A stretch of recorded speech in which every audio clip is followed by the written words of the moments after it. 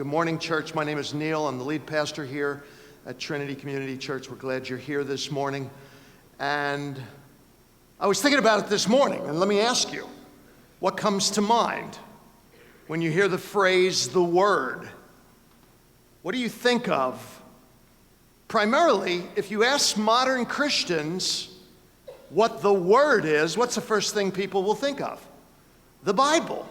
But if you ask a first century Christian, or use that term in his hearing, he would not think of the Bible. He didn't have the completed Bible. He would think of the person of the Lord Jesus. And here at Trinity, we are celebrating this holiday season through the month of December, a series called The Word in the Christmas Story. It is my pleasure to kick it off this morning talking about the word promised. You know, I used to tell people that the first person I ever heard the gospel from was from the lips of my Jewish brother who was a drug addict and who was dynamited into the kingdom in 1970, and that's true. But one year the Lord reminded me of an event where I first heard the gospel years before I ever heard it from my brother's lips. It was when I was about 8 years old, living in Philadelphia. We lived in a Jewish neighborhood and an Italian neighborhood, and all my friends were Italian, and I remember distinctly one Christmas day wandering down the hill into the Italian part of our neighborhood, and from one of my friends' houses I heard for the first time, at least the first time that I thought about it, those words of the hymn, Noel, Noel, born is the King of Israel. And I remember at 8 or 10 years old being struck by that. Born as the King of Israel? I knew they were singing about Jesus. What in the world did he have to do with Israel? He was the King of the Gentiles. And I thought Noel, I was in an Italian neighborhood, was Leon spelled backwards.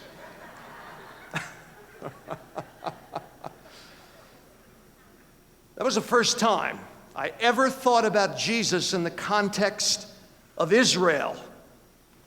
Yet, as I think of it this morning, very few of us in this room think of him regularly in the context of Israel and his Jewish culture. The proof of that is, take for example, the fact that many of us will hear Christmas readings. You'll hear it from this pulpit over the next few weeks from Matthew 1. But you will begin in verse 18. Now the birth of Jesus Christ took place like this. When his mother Mary had been betrothed to Joseph, before they came together, she was found to be with child from the Holy Ghost. That's Matthew 1:18. You will not hear the first 17 verses read, because for most of us, when we think of Jesus' beginnings, we think of him in the manger, in Bethlehem. But when Matthew starts his account of the history of Jesus Christ, he doesn't begin, folks, with a statement of how Jesus arrives in Bethlehem. Rather, he starts with 17 verses most ignore, telling us that Jesus comes out of a context and a history. Why should we start this morning our countdown to Christmas by reading a list of archaic names that nobody can pronounce anyway? Well, there's good reason, and here it is. Matthew gives us this long, boring genealogy because he wants his readers to know that they can't understand the story of Jesus unless they see it in the light of the context of a longer story which goes back for centuries and leads up to Jesus. And that story, folks, is the story of the Old Testament or the Hebrew Bible. There I go again. I am not going to move. Matthew tells it in the form of a genealogy. Let's read it this morning, beginning in Matthew 1:1, if you can bear it. It's on your screen if you don't have your Bible with you. The book of the genealogy of Jesus Christ, the son of David, the son of Abraham. Abraham was the father of Isaac. Isaac the father of Jacob. Jacob the father of Judah and his brothers. And Judah the father of Perez and Zerah by Tamar. And Perez the father of Hezron. And Hezron the father of Ram. and Ram the father of Amminadab, and Amminadab the father of Nahshon, and Nahshon the father of Salmon, and Salmon the father of Boaz by Rahab, and Boaz the father of Obed by Ruth, and Obed the father of Jesse, and Jesse the father of David the king. And David was the father of Solomon by the wife of Uriah, and Solomon the father of Rehoboam, and Rehoboam the father of Abijah, and Abijah the father of Asaph, and Asaph the father of Jehoshaphat, and Jehoshaphat the father of Joram, and Joram the father of Uzziah, and Uzziah the father of Jotham, and Jotham the father of Ahaz, and Ahaz the father of Hezekiah, and Hezekiah the father of Manasseh, and Manasseh the father of Amos, and Amos the father of Josiah, and Josiah the father of Jeconiah and his brothers at the time of the deportation to Babylon. And after the deportation to Babylon, Jeconiah was the father of Shealtiel, and Shealtiel the father of Zerubbabel, and Zerubbabel the father of Abiud, and Abiud the father of Eliakim, and Eliakim the father of Azar, and Azar the father of Zadok, and Zadok the father of Ahim, and Ahim the father of Eliud, and Eliud the father of Eleazar, and Eleazar the father of Mathan, and Mathan the father of Jacob, and Jacob the father of Joseph, the husband of Mary, of whom Jesus was born, who is called Christ. So all the generations from Abraham to David were 14 generations. And from David to the deportation to Babylon, 14 generations. And from the deportation to Babylon to the Christ, 14 generations. When Jesus' story unfolds in the New Testament, it unfolds with this long list because, again, Matthew is making a point. It may not mean much to us, but to every Jew who read this genealogy that I just read, it would be a familiar story. And what Matthew is saying to us is that we will only understand Jesus properly if we see him in the light of a story which he brings to a climax, the story of the Old Testament.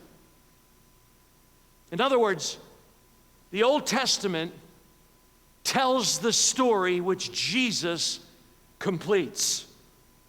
And we need to look at Jesus not only in the light of the history of the Old Testament, but also that he sheds light backwards on it. Because the reality is you only understand and appreciate a journey in the light of its destination. So as we journey through the Old Testament, I teach a TCA class. We're doing that right now. We're journeying again through the Old Testament in order to arrive at understanding the New. And this perspective on Jesus of Nazareth, the fact that he comes out of a culture and a history and a story, is vital to understanding who he really is. Think of it this way. I have a tree in my front yard. If I take a picture of that tree with the backdrop of my house, but I Photoshop my house out of the picture, can you tell me how big or small the tree is? No, but if I Photoshop my house back into the picture and then show you the tree with the backdrop of the house, you suddenly know how big or small the tree is. It comes into proper perspective. This is why understanding Jesus as the word promise coming out of a long history of Old Testament reality is so important. But there's a plain practical fact that we need to remember again and again, and it's that Jesus was not just a man, but a unique man born with a specific culture. His background, his ancestry, his roots were shaped and influenced, as all his contemporaries were, by the history of his people. This is important because it's possible to sing about Jesus and talk about him in a general way without any reference to his ancestry. The simple fact is, folks, and some people don't like this, Jesus was a Jew. And that may be obvious to you, but that blew my mind when it hit me. I sort of knew he was a Jew, but I thought he was a Jew that became a Catholic. I'm not kidding. I am not making this up. I thought Jesus became a Catholic priest and went around Israel sprinkling people with holy water. True story. You see, until I was 17, I never held a New Testament in my hand. It was illegal.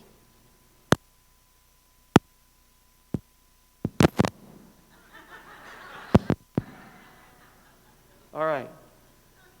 But one night in 1970, I ran away from home in Miami, Florida. I was living with my parents. My brother was in Bible school. He had been saved and been witnessing to me, and I ran away and hitchhiked from Miami to Philadelphia. And 3 days later, I was in a little town in Maryland hitchhiking, and 3 people picked me up. These were the straightest looking people I'd ever seen. And in those days, if your hair didn't come cover your ears, as far as I was concerned, you didn't have the truth.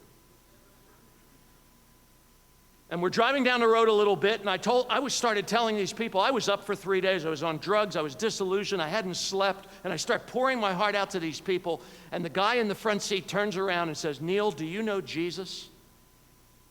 I was picked up by 3 radical believers. And by the way, my brother's name is Perry. He said he was praying for me, and I found out I was in Perryville, Maryland. Picked up by 3 fanatics who start talking to me, and he said, "Do you know Jesus?" And I said, "Yes, I do. My brother's in Bible school." Hey, I joined the church later and found out that's not a bad answer. But thankfully, he pressed it. He said, "No, do you know Jesus?" And they invited me back to their house and fed me. And for the first time, someone other than my brother was sharing the love of God. And I will never forget one thing. These people were not telling me anything new because my brother had been preaching the gospel to me. But the love of God was beaming from them. A stranger, a scrawny-looking kid with my hair in those days looked like David's. He got it from me. Except it was dark.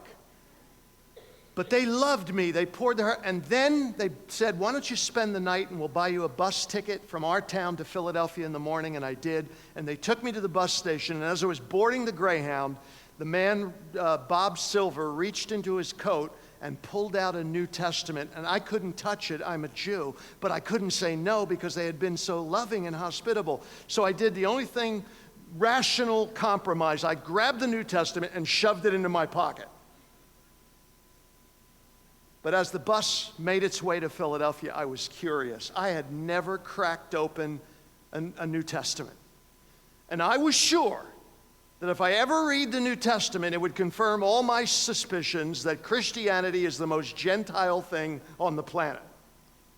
I knew that. I knew that it would confirm those suspicions because as far as I was concerned, we Jews had nothing to do with Jesus, and he became the head of a Gentile religion and so forth and so on. But curiosity got the best of me, and I reached into my coat and opened up the New Testament expecting to find a Gentile book, and my eyes fell on that statement, the book of the genealogy of Jesus the Messiah, the son of David, the son of Abraham. And I gulped and said, "I know these guys." It was so Jewish, and I started reading what we just read a minute ago, and I was amazed. He was a Jew. He had a Jewish heritage. He had Jewish parents. He had a genealogy. There are still a lot of people who don't like the fact that Jesus is a Jew, but he is. And that's why Matthew's gospel starts with a genealogy, because in Jewish society, genealogies were important. They gave you, it was your way of establishing your right to belong to the community. I wish my family had kept my genealogy and I knew what tribe I was from. But my Hebrew name, every Jew's given a Hebrew name at birth, and I was given the name Naphtali, named after one of the 12 tribes. So maybe that's God's way of telling me what tribe I was from. But no one knows today. But in that day, you got your tribal identity through a genealogy. You knew your father, you knew your father's father, you knew your father's father's father, and so on. And as we read this history of the Jewish Messiah that Matthew lavishly treats us to, the story of the Messiah becomes clearer and clearer. It makes perfect sense. He doesn't just arrive in a virgin's womb in a manger, but he comes out of a history. Look how Matthew does us by, in verse 1, attaching Jesus to the two great personages of the Old Testament. The book of the genealogy of Yeshua HaMashiach, Jesus Christ, the son of David, the son of Abraham. This is more. When Matthew tells us he's Ben David, son of David, and Ben Avram, son of Abraham, this is more than telling us he is simply descended from these guys. It connects Jesus to the promises that God made to these two individuals, the great promises. David is first because he's the most important, but Jesus, Matthew tells us, is also Ben Avraham, the son of Abraham. This is amazing, because if I was to translate verse 1 literally, here's how it would read: the book of the Genesis of Jesus Christ. The word genealogy comes out of a word that could be translated Genesis, and if it translates that way, we are intended by Matthew to think of the book of Genesis, where the story of Abraham is the centerpiece of the book. The book of the Genesis of Jesus Christ. What is Genesis? It is the book of beginnings, the book of origins. And that's what Matthew's telling us. This is the book of the origins of the Genesis of the Jewish Messiah. And it doesn't start in Bethlehem, it starts with Abraham. If you read Genesis, you notice something. Hebrew literature there was no punctuations, there was no paragraphs, there was no italics so bold. The structure of the document gave you the emphasis. And what you clearly understand when you read Genesis is Moses hurries through the first 11 chapters to get to chapter 12, and actually 11, where he introduces Abraham. And the rest of the story stopped and focuses for the next 38 chapters on Abraham. If you know nothing else, you know how important Abraham is. What does it mean that Jesus is Ben Avraham, son of Abraham? Let's remember who this man is. This is the man who God chose out of every man on the face of the earth and made incredible promises to him. God chooses a man out of the mass of humanity and gives him these incredible promises that Abraham's future would be based on. He would have a son, and not only would God incredibly bless his son Isaac, through him, through Isaac, all the nations of the earth will be blessed. Can you imagine God telling you that? I'm not only going to bless your son and your son's family, that's a great promise, but I am going to bless your son, who will in turn bless his son, and it will widen. And one day, Abraham, the entire world will be blessed through your son Isaac. We can't even focus on Israel, though Israel is important, and Israel as a nation, because the promise to Abraham, I will make you a great nation. And of course, that promise was fulfilled in the birth of the nation of Israel in the book of Exodus. But to really understand Abraham, you can't stop with Israel. You have to understand the universality of the promises made to this man. Abraham was about one thing: God using this human vessel to bless the nations. And this is interesting in this genealogy, because it's presented in this genealogy not only by connecting Jesus to Abraham physically, but a sort of neat side rail which you can miss if you read it hurriedly like we did this morning, but it's there. Jewish genealogies, sorry gals, never included women. It was a man's world. But Matthew is nuts, because he not only includes women, he includes 4. And not only does he include 4 women, but he includes 4 women of dubious character. Think about it. They're not only foreigners, they're shady. Let's start with Rahab. Of all the people God could save out of Jericho, he saves a prostitute. That's what Rahab was. Later, Tamar is the second woman quoted in verse, let's see, I think it's verse, I can't remember, but we'll find it. It's verse 3. Tamar, you remember Tamar? She posed, she was Jacob's daughter-in-law, and she posed as a prostitute in order to lure her father-in-law, Judah, to conceive a child through him. Stellar character. What a woman.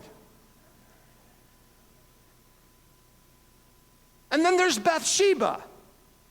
Now, I know that in the story of David, we always blame David, but I have a question. I'm sorry, I think of these things. Didn't Bathsheba know that her balcony was lower than David's? Was this a setup? I mean, I don't know. Maybe she's a godly woman who just decided to go outside and take a nice bath. I don't think so. I think there's something working here. And then finally, there's Ruth, the Moabitess, and there's nothing, she's an idolater. She's a member of a group that God told Israel, you shall totally extinguish them, and they cannot come into the assembly of the Lord for 10 generations. There you have it. What a crew. Rahab, Tamar, Bathsheba, Ruth. They're all Gentiles. They're all dubious in character, and they're all included in Messiah's genealogy. Why did Matthew include them? Because their inclusion symbolized the essence of what it means that he is the son of Abraham. The inclusion of these women, folks, demonstrates that not only would Messiah's line include sinners, but it would include Gentiles. God is choosing a people out of Abraham, not only Jews, but Jews and Gentiles, and especially sinners. And guess what? You qualify for both.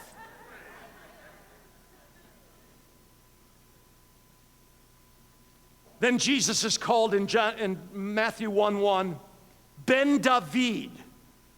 I grew up with that ringing in my ears from the time I could understand the rabbi. Ben David. Messiah will be Mashiach ben David. My grandmother would lament, when will Mashiach ben David, son of David? Everybody knew one thing about the Messiah. If you knew nothing else as a Jew, you knew he's ben David. He would come out of the loins of David. And David was given incredible promises as well. Actually, David is the link from Abraham to David. And if you understand Abraham, you get to David, because David conquered more Gentiles and more land and more kingdoms than anybody. And he furthered the promise to Abraham on greatly. So when you get to David, you get to Abraham's promise being furthered. You'll notice that Matthew does something neat that he has to force to make it happen. And I'm not going to talk about this in this meeting. But he says Messiah's genealogy has 3 divisions to it, or parts. Number 1, from Abraham to David. And if you understand Abraham, David is clear to understand, because again, he brings the promise to Abraham into further fulfillment. Then he says the next branch is from David to the deportation to Babylon, when God carried Judah to Babylon, which is the story the Old Testament almost ends with. Well, it actually ends with the return of the exiles, and then the third sweep is from Babylon to Messiah, and literally to Messiah's father, Jacob. But there's a problem with this.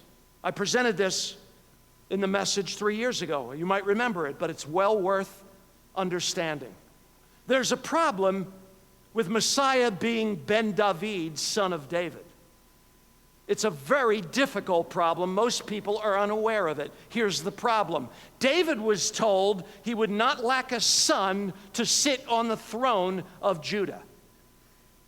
And his son Solomon, and his son Rehoboam, and so forth, and Abijah. From David, there was a line of kings that ruled in Judah, and Messiah, we are told, would come from one of these sons of David. He had to be through the line of David, through his son Solomon. David had many sons, but it was through Solomon that the promise was given. But there's a problem. In Jeremiah 22, David had a son who was king named Jeconiah. And here's what God said through Jeremiah to Jeconiah, who was a wicked son of David. He said this, "Write this man down as childless, a man who shall not succeed in his days, for none of his offspring shall succeed in sitting on the throne of David and ruling again in Judah."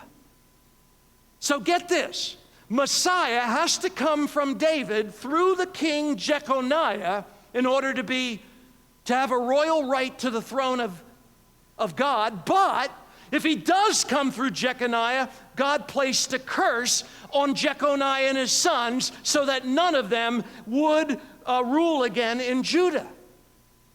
Are you following me? This is a problem. And Joseph, Jesus' father, is a direct descendant of Jeconiah. We have his genealogy here in Matthew. We've read it. So if Jesus was born of Joseph, if Joseph was Jesus' physical father, Jesus could not rule in Judah and be the son of David ruling on the throne because of this curse. So how do you get around that? This is why. We all know we're going to be celebrating this whole month the virgin birth of Jesus. But did you ever stop and ask, why did Jesus have to be born of a virgin other than fulfilling Isaiah chapter 7? Why did he have to be born of a virgin? Get this. This is why. If Jesus was physically born of Joseph, he would be discounted and couldn't rule because of this curse. But if Jesus was not the physical son of Joseph, yet Joseph married Mary before the child was born, Jesus would get his legal right to the throne of his father Joseph without physically descending to Joseph. And so God said, I know, I'll sneak him in through a virgin birth. I like God. He's the greatest smuggler that ever lived. Yeah, it's true. I mean, he smuggled his son into the world 2,000 years ago, and the Jews still haven't found out about it. Do you see this? Am I confusing you? So guess what? Jesus is the son of Joseph. Legally, he gets his right to the throne, even though he's not physically descended. It's amazing. But then there's a problem. Jesus isn't physically descended from David. How do you get around that? And many believe the genealogy in Luke's gospel gives us his physical descendancy from David through Mary. This is amazing. This is our Messiah. This is why you can't understand the person of Jesus of Nazareth unless you start not with the manger, but going back, way back to the beginning, to a story that begins in the book of Genesis. Someone told me this morning they're reading and studying Genesis, and I think it was Derek, we were talking about Genesis 3, and he's going to start there in Radical when he teaches this to the kids. And it starts with the promise not made to Mary or Joseph, but starting in the Garden of Gethsemane, when after the fall, God comes to Adam and Eve and says, Eve, you will have a seed, and that seed of the woman will crush the serpent's head. He will mess with you, but you will destroy him. That's the fountainhead, folks, of all prophecy in the Bible. It all starts right there with the person of Messiah promised, the seed of the woman. And if you've been in my Old Testament studies, you know that family line, that one seed had a family line. And from the beginning in Genesis, God has been choosing one family history and separating it from the entire world. Abraham will eventually have two sons, Isaac, Ishmael. But God will reject Ishmael and say, through Isaac your seed will be. Isaac will have 2 sons, Jacob and Esau. And even before they're born, God would say, Jacob have I loved, Esau have I hated. That God's purpose of election might stand. And he says, I'll choose Jacob. And then Jacob had 12 sons, and God made a choice prophetically in choosing the tribe of Judah out of all the tribes of Israel to be the one through whom Messiah was to be carried. And here's the good news as I bring this to a close. This is now your family history and your family tree, because if you believe in Messiah, he is not a Jew who is one outwardly, he is a Jew who is one inwardly, and circumcision is not of the flesh, but of the heart and of the spirit. This is your family line if you're a believer in Jesus.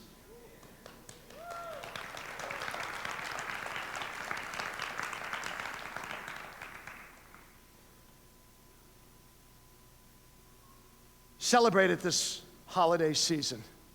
Celebrate the fact that God chose you before the foundation of the world, and he included you in this family history. That's why Hebrews 11 gives us this hall of fame of faith. And these are the people that believe this promise in the Old Testament. See, in the Old Testament, you looked forward to the promise.